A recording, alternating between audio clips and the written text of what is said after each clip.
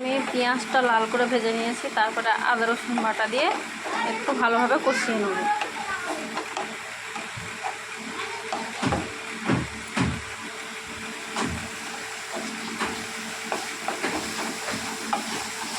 এরপরে দিয়ে দেবো লঙ্কা গুঁড়ো, হলুদ, জিরে গুঁড়ো, জিরে ধনে গুঁড়ো, কাশ্মীরি লঙ্কা গুঁড়ো, লবণ দিয়ে ভালোভাবে কষিয়ে নেব।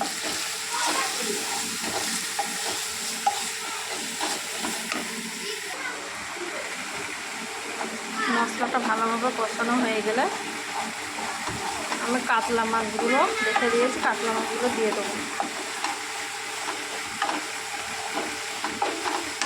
ওটা আমার কষানো হয়ে গেছে,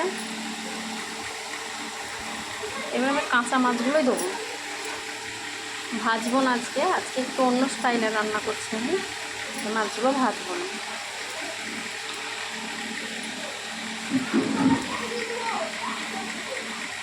এবার আমি আলতো হাতে এগুলো একটু এপিট ওপিট করে দেবো। দেখুন আপনারা,